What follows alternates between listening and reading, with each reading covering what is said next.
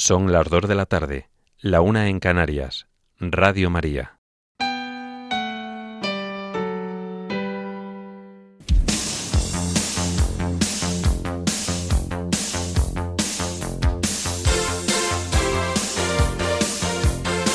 Servicios informativos de Radio María.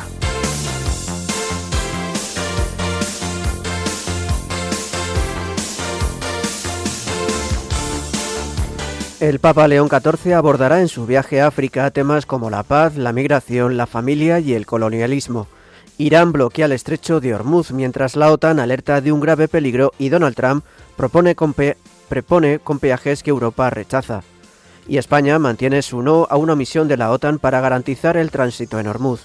Estas y otras noticias en el informativo que ahora comenzamos. Buenas tardes.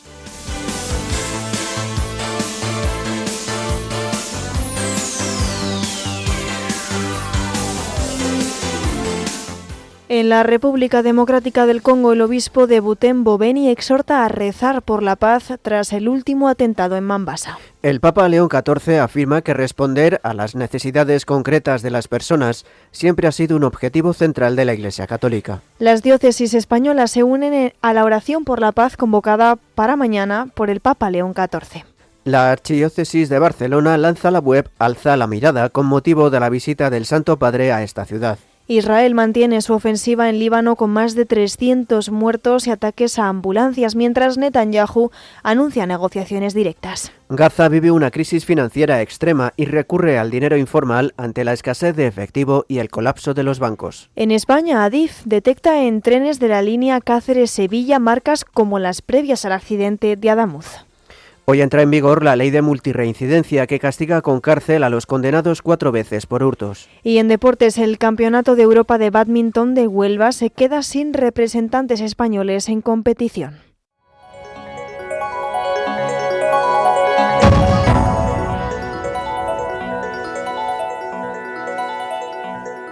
El Papa León XIV emprenderá el próximo lunes su viaje apostólico a África. Allí permanecerá hasta el 23 de abril. El pontífice va a visitar Argelia, Camerún, Angola y Guinea Ecuatorial. Este va a ser su tercer viaje apostólico después del que realizó a Turquía y Líbano y también al Principado de Mónaco. El director de la oficina de prensa de la Santa Sede, Matteo Bruni, ha presentado a los periodistas esta peregrinación marcada por la diversidad de historias, culturas y tradiciones. Asimismo, ha anunciado que algunos temas que abordará el Papa serán la paz, el medio ambiente, la migración, la familia, la juventud y el colonialismo. Como ha señalado Matteo Bruni, los lugares a los que acudirá el Santo Padre no han recibido la visita de un pontífice en muchos años. En el caso de Argelia, allí nunca ha estado un papa. Esta nación será su primera parada, una tierra impregnada del testimonio y el legado de San Agustín. El Papa León XIV ya había viajado a Argel y a Nava en varias ocasiones como superior general de los agustinos. Ahora regresa como pontífice y peregrino.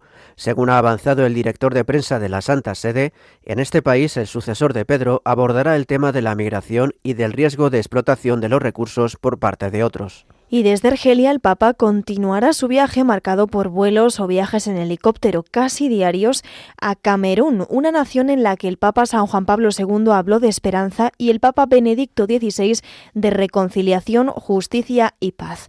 Como ha indicado el portavoz del Vaticano, ahora el Papa León XIV encontrará un país que atraviesa pruebas complejas debido a la coexistencia de realidades diversas como son las crisis en el norte y el suroeste o el veneno, han dicho, del fundamentalismo, particularmente entre los jóvenes. No obstante, Matteo Bruni añade que en Camerún el Papa León XIV también podrá observar los esfuerzos de las religiones en la construcción de la paz, alentar el papel de los gobiernos, la sociedad civil y las mujeres y llamar la atención sobre los temas del medio ambiente y el desarrollo humano integral, también en vista del 10º aniversario de Laudato Si. Y su siguiente estación será Angola. Según expresa Matteo Bruni, los pilares de este viaje van a ser la paz, los recursos humanos naturales, la juventud y las heridas de la corrupción, la explotación y el colonialismo. A esto añade que la esperanza y la alegría del pueblo de Angola garantizan que esta nación pueda considerarse hoy un verdadero recurso espiritual y una fuerza para el cambio, donde la fe prevalece por encima de la tentación de la tristeza. tristeza y el desaliento. A su juicio, es el corazón del cristianismo africano. Este viaje apostólico concluirá en Guinea Ecuatorial. El director de prensa de la Santa Sede ha explicado que en este territorio, rico en recursos minerales y en diversidad de culturas, la gran cantidad de cristianos refuerzan el compromiso de la Iglesia de apoyar y construir una cultura de paz. Asimismo, la Santa Sede ha informado de que la comitiva papal va a incluir la participación del proprefecto del Dicasterio para la Evangelización, el cardenal Luis Antonio Tagle, el prefecto del Dicasterio para el Diálogo Interreligioso, el cardenal George Kubakat, y dos prefectos eméritos del dicasterio, los cardenales Peter Turkson y Robert Sara, ambos africanos. También estarán presentes el nuevo sustituto de Asuntos Generales en la Secretaría de Estado de la Santa Sede, Monseñor Paolo Rudelli, y varios agustinos, pero solo durante la parada en Argelia. También el Vaticano ha indicado que el Papa viajará con frecuencia en un coche descapotable durante las distintas celebraciones. Además, la oficina de la Santa Sede ha comunicado que en esta visita recordarán al Papa Francisco, cuyo aniversario de fallecimiento se conmemora el 21 de abril. Continuaremos informándoles sobre este viaje apostólico del Papa León XIV a África aquí en Radio María. Además, retransmitiremos algunos momentos especiales y celebraciones, como verán anunciado en nuestra página web radiomaria.es. En el ámbito internacional les contamos que Irán ha bloqueado temporalmente el paso de petroleros por el estrecho de Ormuz, lo que ha disparado la preocupación por la seguridad energética global y por el aumento de los precios del crudo. La clausura de facto del estrecho, anunciada por la Guardia Revolucionaria iraní, paraliza una de las rutas marítimas más estratégicas del mundo, por la que transita aproximadamente una quinta parte del crudo comercializado mundialmente, según la Agencia Internacional de la Energía y la OPEP. La interrupción del tráfico petrolero ha provocado subidas bruscas en los precios del petróleo, con el barril de Brent registrando aumentos superiores al 7% en jornadas recientes, su mayor avance en cerca de 9 meses, según datos de los mercados. La propia Agencia Internacional de la Energía ha anunciado la liberación coordinada de unos 400 millones de barriles procedentes de reservas de 32 países aliados para contener la volatilidad y paliar la falta de suministro ligada al bloqueo de Ormuz. La guerra con Irán ha puesto a la OTAN en un escenario de alta tensión, con el secretario general de la Alianza, Mark Rutte, calificando de muy grave el incidente en Turquía, donde se detectó y derribó un misil iraní, y subrayando que la presencia de la OTAN en la región se ha reforzado sensiblemente. Ex embajadores de Estados Unidos ante la alianza han advertido en declaraciones públicas de la posibilidad de un choque directo con Irán colocaría a la OTAN en grave peligro al abrir la puerta a un conflicto ampliado que podría desbordar los límites geográficos y jurídicos del propio Tratado del Atlántico Norte. En este contexto, el presidente de Estados Unidos, Donald Trump, ha propuesto gestionar el estrecho de Ormuz como una empresa conjunta con Irán, en la que se establecerían peajes por el tráfico de buques como una especie de modelo comercial compartido.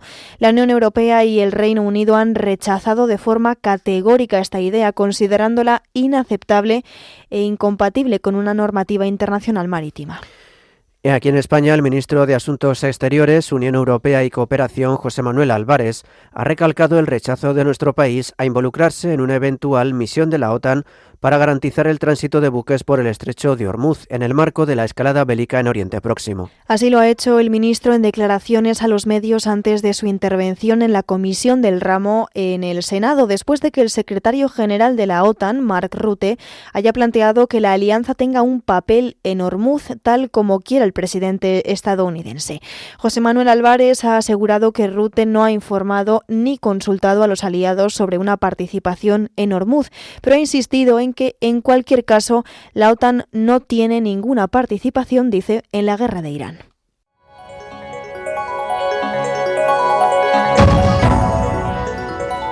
Noticias de la Iglesia en el mundo.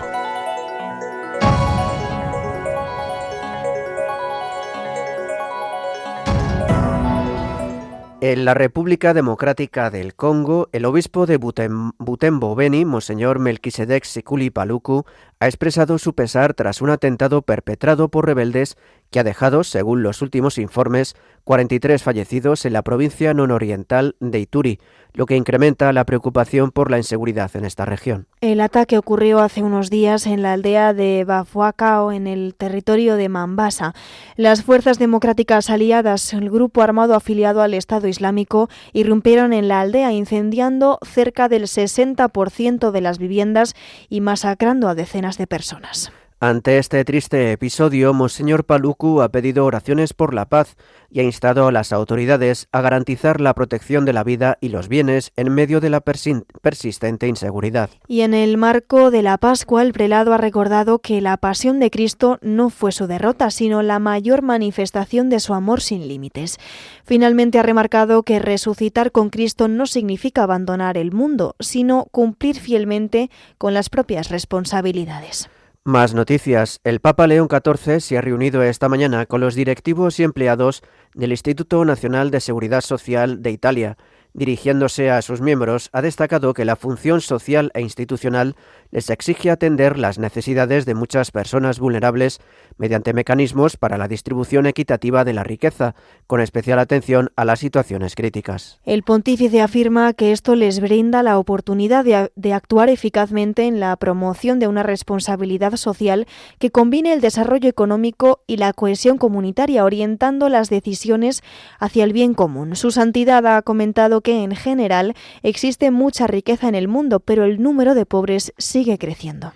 En opinión del pontífice, la raíz de la desigualdad no es la falta de recursos, sino la necesidad de abordar problemas solucionables relacionados con su distribución más equitativa, lo cual debe lograrse con moralidad y honestidad. En este contexto, el Santo Padre subraya que responder a las necesidades concretas de las personas siempre ha sido un objetivo central de la Iglesia Católica, tanto en el mundo laboral como en la ayuda a los necesitados. Cambiamos de tercio. El obispo de Ciuna, en Nicaragua, Monseñor Isidoro Mora, ha enviado desde el exilio un mensaje de Pascua a los fieles de su diócesis, en el que expresa su deseo de que un día no muy lejano puedan celebrar en el mismo altar la Pascua juntos. Monseñor Isidoro Mora fue expulsado de Nicaragua por el régimen de Daniel Ortega y Rosario Murillo, junto al obispo de Matagalpa, Monseñor Rolando Álvarez, también administrador apostólico de Estelí, y otros sacerdotes que tenían como destino Roma en enero de 2024. Monseñor Mora fue arrestado en diciembre de 2023 cuando iba a confirmar a 230 personas.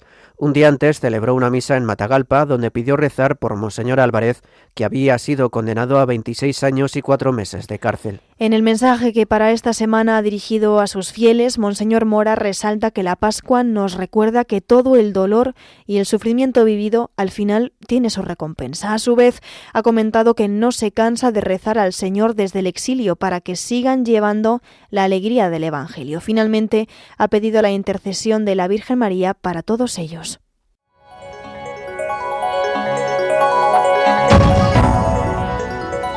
Noticias de la Iglesia en España.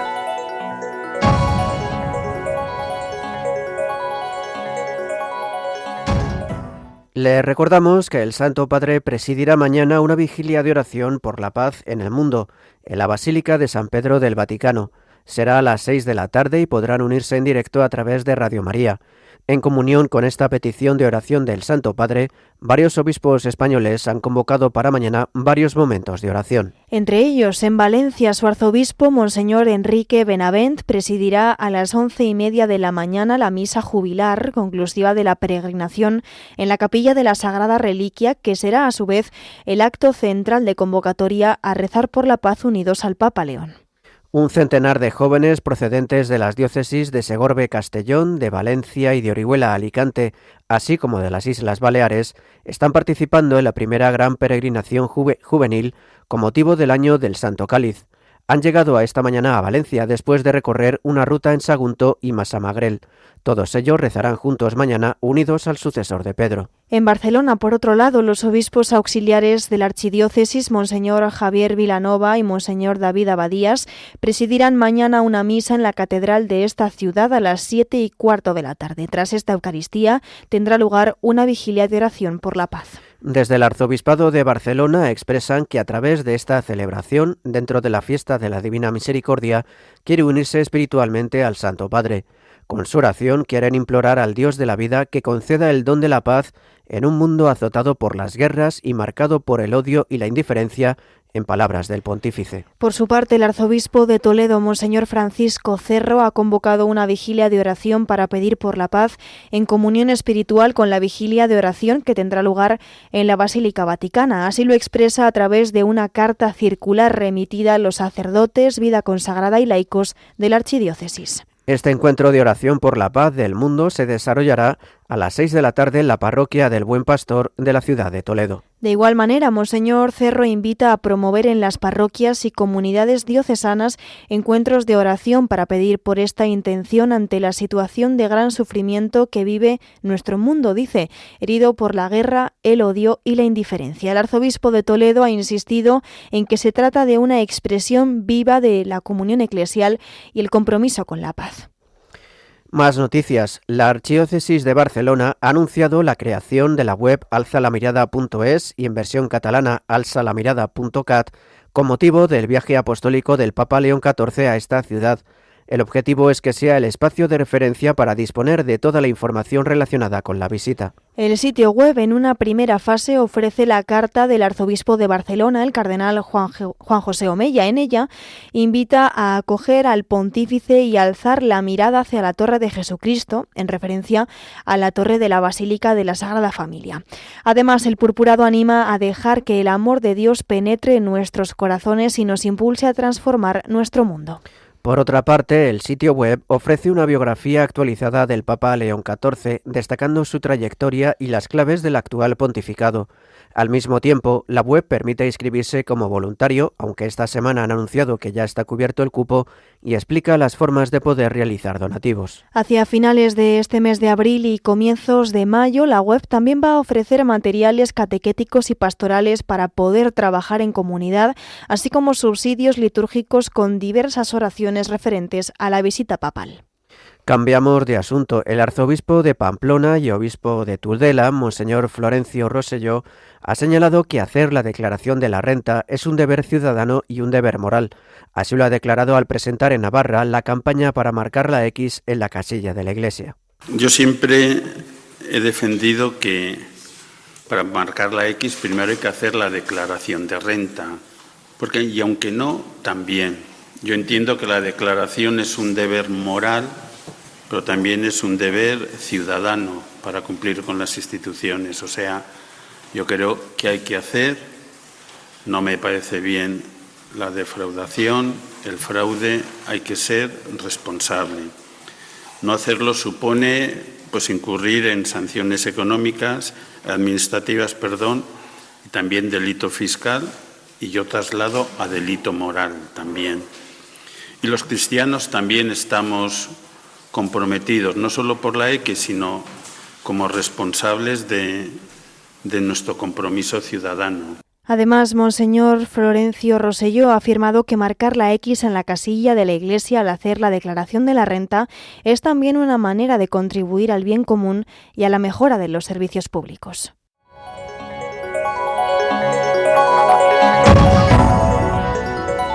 Información internacional.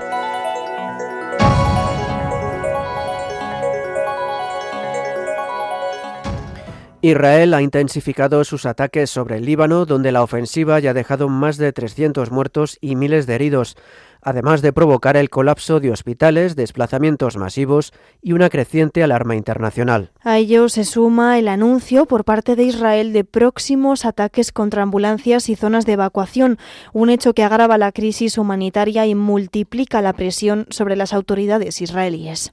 En paralelo, el primer ministro del país, Benjamin Netanyahu, ha anunciado que su gabinete ha dado instrucciones para iniciar negociaciones directas con Líbano, en un movimiento impulsado por Estados Unidos y orientado a desarmar a Hezbollah y explorar una vía de paz entre ambos países. Las conversaciones, según lo publicado, se celebrarían en la sede del Departamento de Estado en Washington, con la participación de representantes libaneses e israelíes. Sin embargo, el escenario sigue marcado por una desconfianza mutua casi absoluta y por la continuidad de la ofensiva sobre el terreno, lo que pone en duda la viabilidad inmediata de un proceso político real. Mientras la comunidad internacional reclama una mediación urgente para frenar la escalada, el conflicto en el Líbano sigue abriéndose a una fase más peligrosa y con mayores costes humanitarios. Seguimos en Tierra Santa, en este caso en la Franja de Gaza, donde la población hace frente a una grave crisis financiera provocada por la escasez de efectivo y el casi colapso del sistema bancario, que ha impulsado el uso de mecanismos de dinero informal y de intercambios locales para cubrir necesidades básicas. Tras más de 2 años de conflicto, la mayoría de las sucursales y cajeros han quedado destruidos o funcionan a media capacidad, y el acceso a efectivo se ha vuelto extremadamente limitado. La Autoridad Monetaria Palestina y organismos internacionales señalan que Israel dejó de autorizar la entrada de dinero en efectivo al comienzo de la ofensiva, lo que ha generado una profunda penuria de billetes y una dependencia de transferencias electrónicas y remesas. Muchas familias sin acceso seguro a cuentas bancarias dependen de intermediarios para recibir dinero del exterior o pagar alquileres y alimentos, lo que aumenta su vulnerabilidad. Ante esta situación han surgido prácticas informales como el alquiler de cuentas bancarias y redes de cambio que cobran comisiones elevadas, a veces de entre el 25 y el 40% del monto, para convertir saldos en efectivo o mover fondos. Estos circuitos se han convertido en un mercado paralelo indispensable para comerciantes y desplazados, aunque las autoridades reguladoras los consideran ilegales y de alto riesgo. El resultado es una economía de supervivencia basada en redes de intermediación informal, donde la confianza en las instituciones formales se ha desvanecido y la vida cotidiana depende de acuerdos precarios y de intercambios locales. Esta realidad refleja no solo la destrucción material de la infraestructura financiera, sino también el profundo impacto social y económico de la prolongada situación de guerra y aislamiento en Gaza. Cambiamos de escenario. El presidente de Rusia, Vladimir Putin, ha declarado un alto el fuego temporal con Ucrania durante la Pascua ortodoxa, una tregua de 32 horas que se extiende desde las 4 de la tarde de mañana 11 de abril hasta el final del 12 de abril, según el comunicado oficial del régimen ruso. La medida que instruye a las fuerzas rusas a interrumpir las operaciones en todos los frentes, aunque manteniendo la alerta para responder a provocaciones, así lo dice, se aplica de forma asimétrica en distintas zonas y se recibe con cautela en Ucrania, donde su presidente, Volodymyr Zelensky, había pedido previamente una pausa pascual para avanzar hacia la paz. Pese a la tregua anunciada, prosiguen los ataques con drones y misiles en Ucrania, en línea con las ofensivas recientes que han dejado decenas de víctimas y severos daños materiales. La Unión Europea insiste en mantener y reforzar el apoyo a Ucrania, subrayando que cualquier proceso de paz debe respetar su soberanía territorial y las pausas simbólicas no pueden servir, afirman, exclusivamente para consolidar posiciones militares rusas. Terminamos la información internacional en Brasil, donde las marchas indígenas y campesinas en Brasilia continúan por tercer día, con miles de personas ocupando la capital para exigir garantías sobre sus derechos sobre la tierra, la protección de territorios ancestrales y la regulación de la expansión agroindustrial.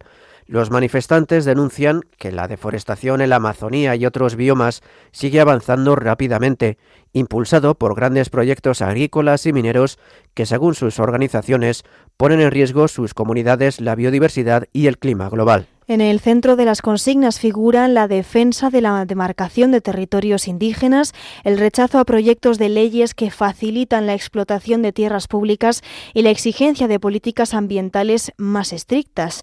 Las organizaciones indígenas y campesinas han advertido que si no se toman medidas firmes, la presión sobre la selva y sobre los pueblos originarios seguirá creciendo, lo que ha convertido estas protestas en uno de los mayores movimientos sociales recientes sobre el tema de la tierra y el medio ambiente en Brasil.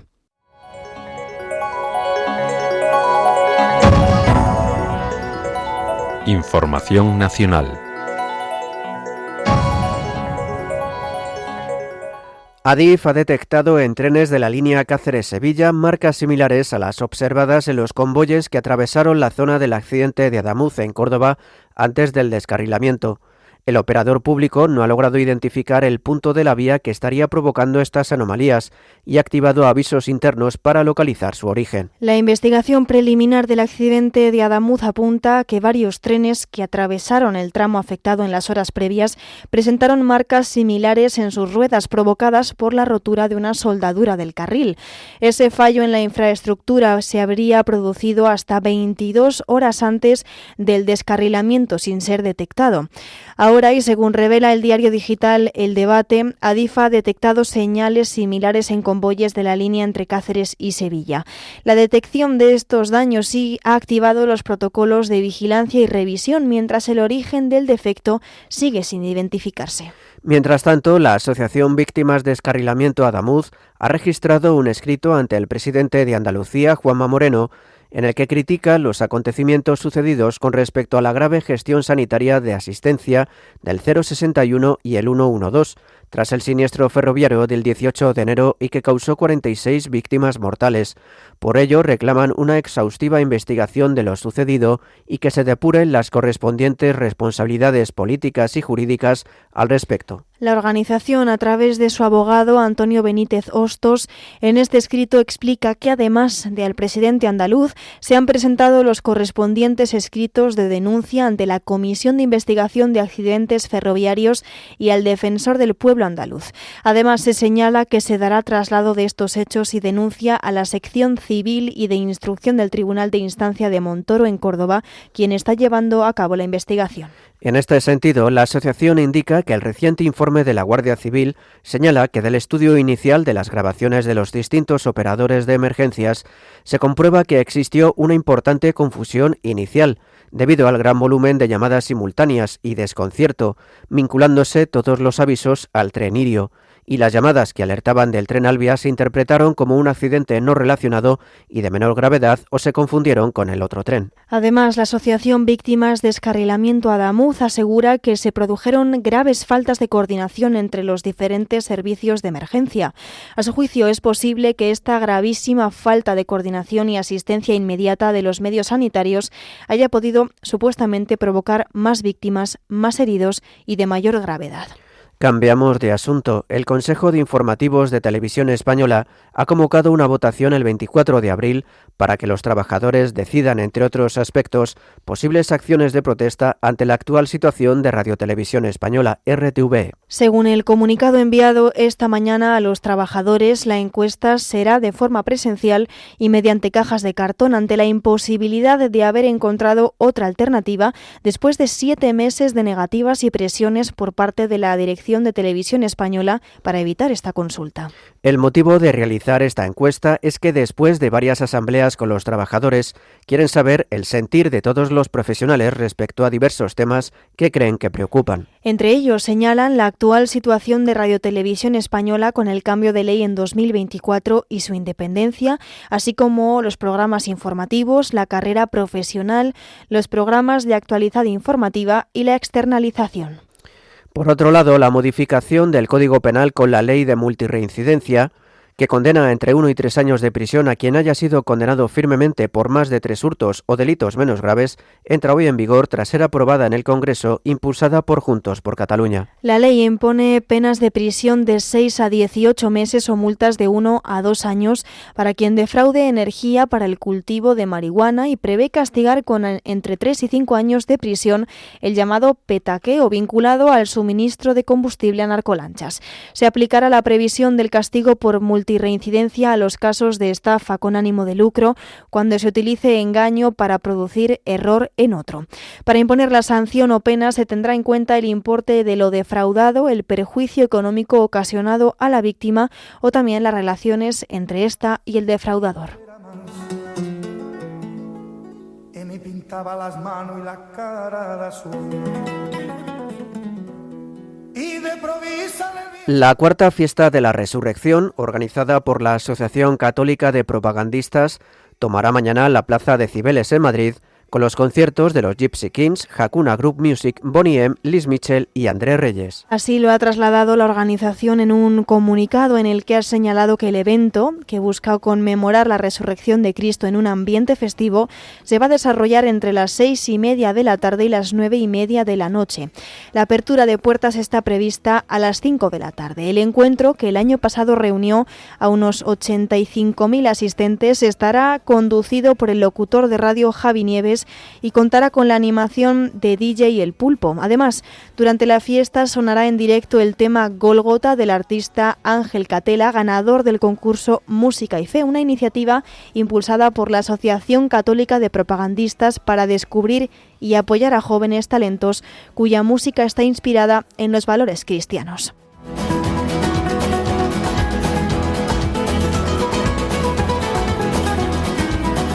Sueño parecido no volverá más y me pintaba la mano y la cara de azul.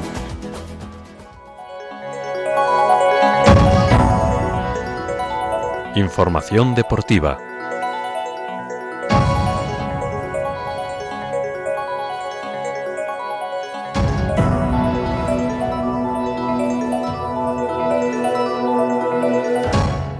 Comenzamos hoy con el Campeonato de Europa de Bádminton de Huelva, que se ha quedado sin representación española tras las derrotas en el dobles masculino tanto de Jacobo Fernández y Alberto Perals como de Rubén García y Carlos Piris. Fernández y Perals cedieron ante los primeros cabezas de serie, los daneses Kim Astrup y Anders Rasmussen por 16-21 y 14-21. Por su parte, García y Piris han perdido también contra la dupla danesa formada por Daniel Lungar y Matt Vestergaard. Y por otro lado, la española Ana Casarramona, una de las grandes referentes del hockey sobre patines nacional e internacional, ha anunciado su retirada del deporte profesional al término de la presente temporada. Casarramona pondrá el punto y final a su carrera como protagonista de una de las etapas más exitosas del combinado nacional, con 4 títulos mundiales y 7 continentales. A nivel de clubes ha conquistado 4 Copas de Europa, 7 ligas y 5 Copas de la Reina.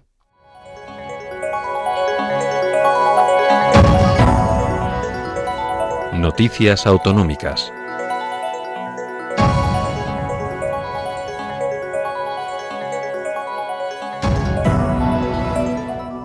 Vamos a conocer las noticias más destacadas del Principado de Asturias, que genera por primera vez más del 60% de su electricidad con renovables. Nos lo cuenta nuestro compañero José María García. Buenas tardes. Buenas tardes, Javier. Pues así es, Asturias ha marcado un hito en su transición energética. Durante el pasado mes de febrero, más del 60% de la generación eléctrica de la región procedió de fuentes de energía renovables. Desde que hay registros nunca se había superado esa tasa. En concreto, la generación hidroeléctrica y eólica acaparó el 61,7% de la producción de electricidad en Asturias durante el mes de febrero, mientras que la generación térmica con gas natural y carbón, que suele ser hegemónica en la región, solo aportó el 38,3%, según los datos publicados por la Sociedad Asturiana de Estudios Económicos e Industriales, a partir de la información remitida por las compañías eléctricas. Esa generación fue insuficiente para cubrir la demanda eléctrica de la región, que en febrero fue de 760 gigavatios. El déficit fue de 63,6 gigavatios que se tuvo que cubrir con importaciones de electricidad. En otro escenario, el Gobierno de Asturias ha informado este jueves del cierre de la campaña de esquí en las 2 estaciones de la comunidad, Valgrande Pajares y Fuentes de Invierno, con un total de 67.374 personas usuarias, un 32,24% más que el pasado año, cuando se contabilizaron 50.950. Según ha informado el Principado a través de una nota de prensa, la temporada ha ido acompañada de avances decisivos para las 2 estaciones. Por ejemplo, la electrificación de Fuentes de Invierno culminada tras la conexión con la red de San Isidro. Las 2 administraciones, tanto la asturiana como la leonesa, trabajan ya en la definición del modelo jurídico que posibilitará la gestión conjunta de las 4 estaciones de Asturias y León: Fuentes de Invierno, Valgrande Pajares, San Isidro y Leitariegos. Por otra parte, Asturias consolida el avance del vehículo electrificado. El Principado cerró 2025 con 3.197 matriculaciones entre eléctricos puros e híbridos enchufables y una red de 1.338 puntos de recarga pública, según el último informe de la Fundación Asturiana de la Energía. En conjunto, la comunidad alcanza 22,8 puntos en el indicador nacional de electromovilidad, prácticamente en línea con la media española. En el caso de los vehículos 100% eléctricos, Asturias registró 1.622 vehículos matriculados, lo que la sitúa en el puesto 14 del ranking nacional. En cuanto al noticiario de la crisis en nuestra región, el paro registrado en las oficinas de empleo bajó en Asturias en marzo en 807 personas respecto a febrero, un 1,54%, lo que dejó la cifra de desempleados en la comunidad en 51.435, según los datos publicados este lunes por el Ministerio de Trabajo y Economía Social. Además, Asturias ganó 3.069 afiliados a la Seguridad Social, lo que representa una subida del empleo del 0,79% hasta 393.981 trabajadores. Respecto a marzo de 2025, el paro bajó en el Principado en 3.172 personas, un 5,81%, mientras que el empleo aumentó en 8.410 trabajadores, un 2,18%.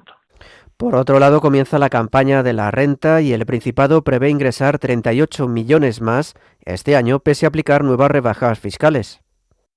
Pues como bien apuntas, el Gobierno del Principado espera obtener unos ingresos procedentes del IRPF de más de 1.690 millones de euros, cifra que supone un 88,57% de los impuestos directos del Principado y un 24,18% del total de ingresos consolidados. La previsión está incluida en los presupuestos regionales de 2026 y supone un incremento del 2,3% con respecto a la del año anterior. Son 38 millones de euros más, pese a que el Gobierno regional ha intensificado las deducciones de lo que denomina vía fiscal asturiana y ha modificado la tarifa autonómica del impuesto para las rentas medias y bajas, unos beneficios fiscales que cuantifican 133 millones de euros. Lo que no ha hecho el Principado en los últimos años es adaptar la cuota autonómica del impuesto a la inflación para el conjunto de los contribuyentes. Otras comunidades autónomas sí deflactaron el impuesto para evitar subidas encubiertas. En breves, a fecha de este miércoles, el número de menores inmigrantes no acompañados que acoge el Principado de Asturias son 54, 10 de los cuales llegaron este mismo martes con total normalidad, según la directora general de Infancia y Familias, Clara Sierra. La llegada de estos menores se enmarca en el mecanismo de traslado de menores migrantes no acompañados de las zonas más tensionadas, Canarias, Ceuta y Melilla, hacia las demás comunidades autónomas, aprobado por el Gobierno en el verano del año pasado. Y por último, el Consejo de Ministros ha aprobado el reconocimiento de los hórreos, una construcción típica asturiana para guardar cultivos y otros productos, como manifestación representativa del patrimonio cultural inmaterial. La declaración destaca sus actividades, oficios y conocimientos asociados a las construcciones. Además, su capital inmaterial contemporáneo que las comunidades han elaborado en torno a ellas. El objetivo del reconocimiento es garantizar su salvaguardia. Y esto ha sido todo desde Oviedo, capital del Principado de Asturias, Paraíso Natural. Buenas tardes. Buenas tardes, José María. Hasta la semana que viene.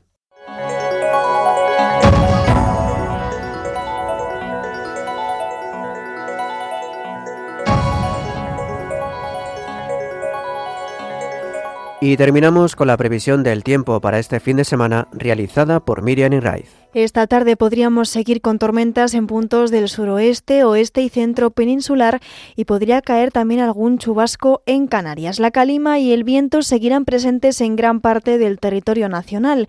Tendremos también la mar alterada en Canarias, en la costa gallega y en la Cantábrica con olas de entre 2 y 4 metros. Mañana sábado se pueden formar tormentas en amplias zonas de España, además de fuerte intensidad en algunos casos. Seguiremos hablando de calima y donde llueva lo hará en forma de barro. El viento soplará con fuerza, especialmente en las zonas donde se formen tormentas.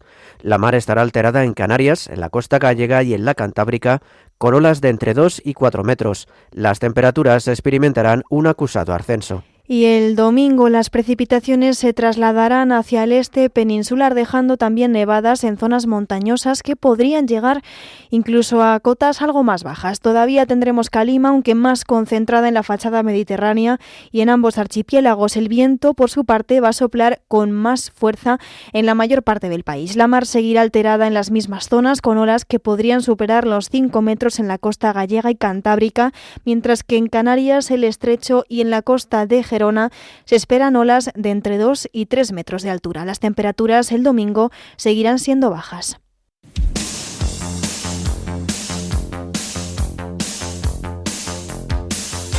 Es todo por ahora. Los hemos acompañado en la redacción Cristina Abad y Rocío García, y en los micrófonos Paloma Méndez y Javier Pérez. Tendrán más noticias a las 10 de la noche, las 9 en Canarias.